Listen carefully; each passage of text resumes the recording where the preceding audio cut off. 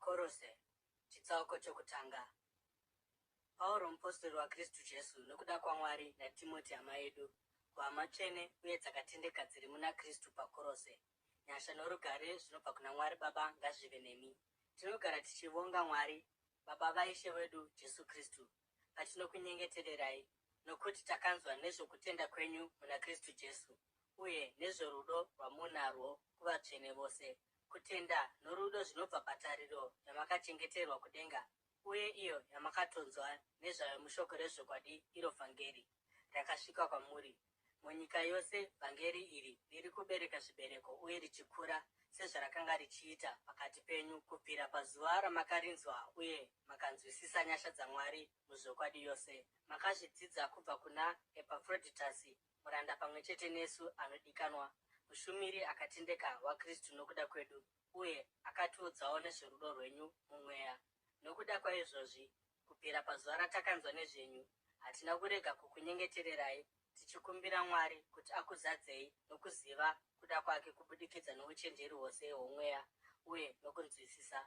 Uye tinonyengeterera izvi kuitira kuti mugare upenyu hwakafanira, uye kuti mumufadze iye mune zvose, muchibereka zvibereko mumabasa ose akanaka, muchikura mukuziva Mwari, muchisimbiswa nesimba rose maererano nokubwinya kwesimba rake, kuti muve nokutsunga kukuru uye nomwoyo murefu, muchifara kwazvo, muchivonga ivo Baba vakaita kuti mukodzere kugovana nhaka yavatsvene muumambo hwechiedza, nokuti akatinunura kubva pasimba rerima akatiuyisa kuumambo hwomwanakomana hwaanoda, watine dzikinuro maari, iko kuregererwa kwezvivi. Ndiye mufananidzo waMwari asingaonekwi, dangwe rezvisikwa zvose, nokuti zvinhu zvose zvakasikwa naye, zviri kudenga nezviri panyika, zvinoonekwa nezvisingaonekwi, zvigaro zvoushe kana masimba kana vatongi kana vane simba, zvinhu zvose zvakasikwa naye uye zvakasikirwa iye. Iye anotangira zvose, uye zvinhu zvose zvinobatana maari. Ndiye musoro womuviri, iyo kereke. Ndiye wokutanga uye ndiye dangwe ravakamuka kubva kuvakafa, kuitira kuti pazvinhu zvose iye ave mukuru. Nokuti Mwari akafadzwa nazvo kuti kuzara kwake kwose kugare maari, uye kubudikidza naye ayananise kwaari zvinhu zvose, zvingava zvinhu zviri panyika kana zvinhu zviri kudenga, nokuita rugare kubudikidza neropa rake rakateurwa pamuchinjikwa. Kare makanga muri vatorwa kuna Mwari uye maiva vavengi mupfungwa dzenyu nokuda kwetsika dzenyu dzakaipa, asi zvino akakuyananisai nomuviri waKristu kubudikidza norufu, kuti akuisei pamberi pake muri vatsvene, vasina chavanopomerwa, uye makasunungurwa kubva pakupomerwa. Kana muchirambira mukutenda kwenyu, makasimbiswa uye makasimba, musingazungunuswi kubva patariro iri muvhangeri, ndiro vhangeri ramakanzwa uye rakaparidzirwa kuzvisikwa zvose pasi pedenga, uye iro ini Pauro ndakaitwa muranda nokuda kwaro. Zvino ndinofara mune zvamakatamburirwa imi, uye ndinozadzisa munyama yangu izvo zvichiri kushayikwa maererano nokutambudzika kwaKristu nokuda kwomuviri wake, iyo kereke. Ini ndava muranda wayo nokutumwa kwandakaitwa naMwari kuti ndiise kwamuri shoko raMwari nokuzara kwaro, chakavanzika chakanga chakavigwa kubvira kare uye kumarudzi namarudzi, asi zvino zvakazarurirwa vatsvene. Kwavari Mwari akasarudza kuti azviise pakati pavahedheni pfuma inobwinya yechakavanzika ichi, iye Kristu mamuri, tariro yokubwinya. Tinomuparidza tichirayira uye tichidzidzisa munhu wose nouchenjeri hwose, kuitira kuti tisvitse munhu wose akakwana muna Kristu. Nokuda kwaizvozvi ndinoshanda nesimba, ndichirwisa nesimba rake rose rinoshanda zvikuru mandiri.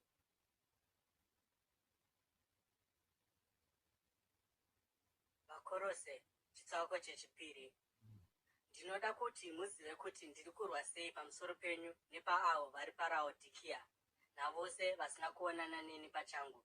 Vavariro yangu ndeyokuti vakurudzirwe mumwoyo uye vabatane murudo, kuitira kuti vave nepfuma izere yokunzwisisa kwakakwana, kuti vagoziva chakavanzika chaMwari, iye Kristu. Maari ndimo makachengetwa pfuma yose youchenjeri nokuziva. Ndinokuudzai izvi kuitira kuti parege kuva nomunhu anokunyengerai namashoko anobata kumeso, nokuti kunyange ndisipo pamuri panyama, mumweya ndinemi, uye ndinofara ndichiona kuti mugere zvakanaka sei, uye kuti makasimba sei mukutenda kwenyu muna Kristu.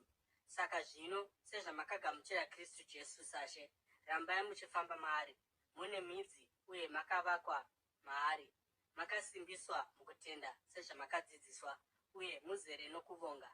Muone kuti parege kuva nomunhu anokutapai nokutaura kusina maturo kunonyengera, kunosendamira patsika dzavanhu nezvokuvamba kwenyika ino, asingateveri Kristu. Nokuti muna Kristu kuzara kwoumwari kunogara maari pamuviri, nemiwo makapiwa kuzara uku muna Kristu, iye ari pamusoro poushe hwose nesimba. Nemiwo makadzingiswa maari mukubviswa kwomunhu wezvivi, kwete nokudzingiswa kunoitwa namaoko avanhu, asi nokudzingiswa kunoitwa naKristu.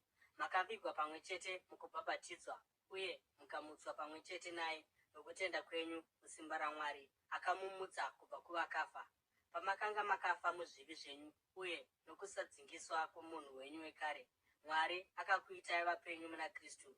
Akatikanganwira zvivi zvedu zvose, akadzima mutemo wakanyorwa nezvirevo zvawo, uyo wakanga uchirwa nesu uye waimira uchipikisana nesu. Akaubvisa achiuroverera pamuchinjikwa, uye akati abvisa ushe namasimba, akazvibudisa pachena, akazvikunda nomuchinjikwa. Naizvozvo ngakurege kuva nomunhu anokutongai pamusoro pezvamunodya kana kunwa, kana zvemitambo yechitendero, kupembera kugara kwomwedzi kana zuva reSabata. Izvi mumvuri wezvinhu zvaizouya. Kunyange zvakadaro, chokwadi chinowanikwa muna Kristu.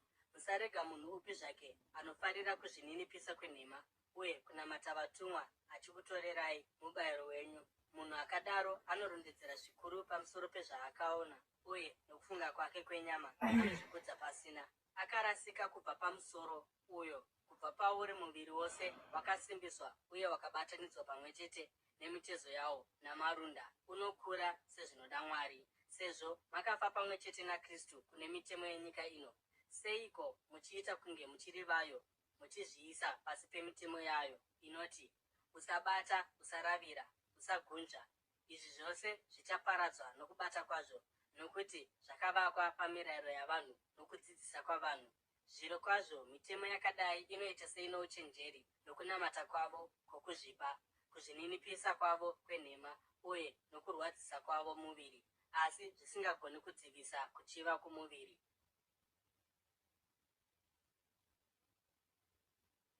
Vakorose chitsauko chechitatu.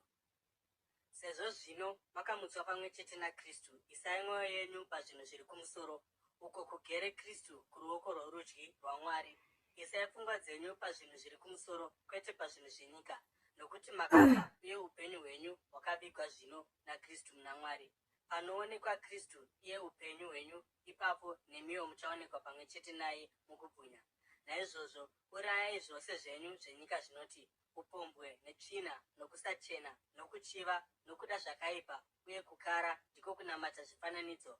Nokuda kwaizvozvi kutsamwa kwaMwari kuri kuuya. Imi maimbofamba mazviri muupenyu hwamaimborarama, asi zvino munofanira kuzvidzora pane zvose zvakadai sezvizvi zvinoti kutsamwa, hasha, ruvengo, makuhwa nokutaura zvakaora zvichibva pamiromo yenyu. Musareverana nhema, sezvo makabvisa munhu wenyu wekare namabasa ake, mukafuka munhu mutsva ari kuvandudzwa mukuziva mumufananidzo womusiki wake.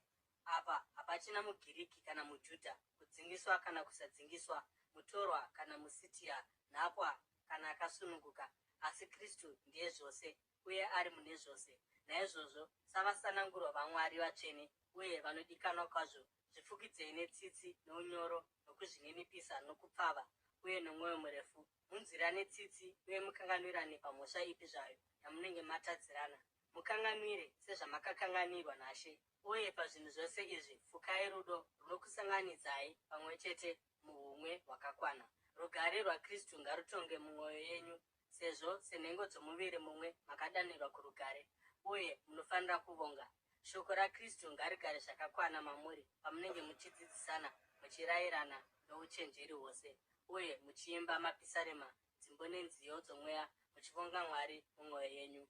Uye zvose zvamunoita mushoko kana mumabasa, itai zvose muzita raIshe Jesu, muchivonga Mwari ivo Baba kubudikidza naye. Vakadzi, zviisei pasi pavarume venyu sezvazvakafanira muna She. Varume, idai vakadzi venyu musingavabati nehasha. Vana, teererai vabereki venyu pazvinhu zvose, nokuti izvi zvinofadza Ishe. Madzibaba, musanetsa vana venyu nokuti vanozoora mwoyo.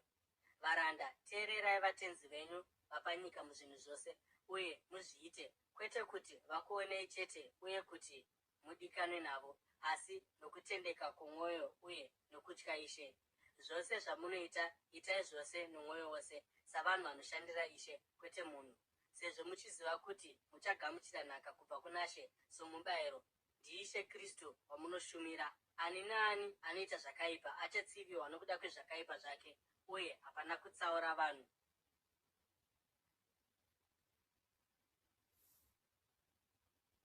Vakorose, chitsauko chechina.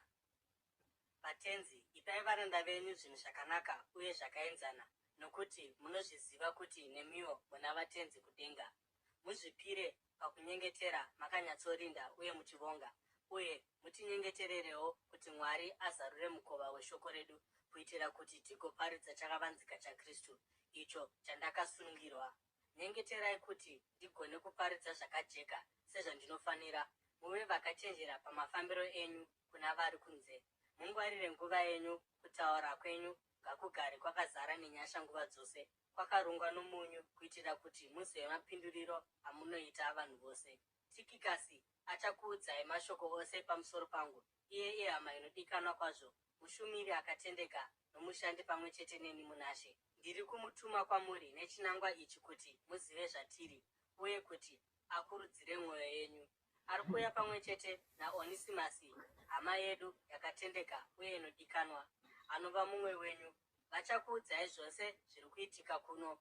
Musungwa pamwe chete neni, Aristakusi, anokukwazisai, naMako, hama yaBhanabhasi, anokukwazisaiwo. Makarayirwa zvokuita naye, kana asvika kwamuri mumugamuchire. Jesu, anonzi Jastasi, anokukwazisaiwo. Ava ndivo vaJudha bedzi pakati pavamwe vandinoshanda navo muumambo hwaMwari, uye vanondinyaradza. Epafurasi, mumwe wenyu nomuranda waKristu Jesu, anokukwazisai.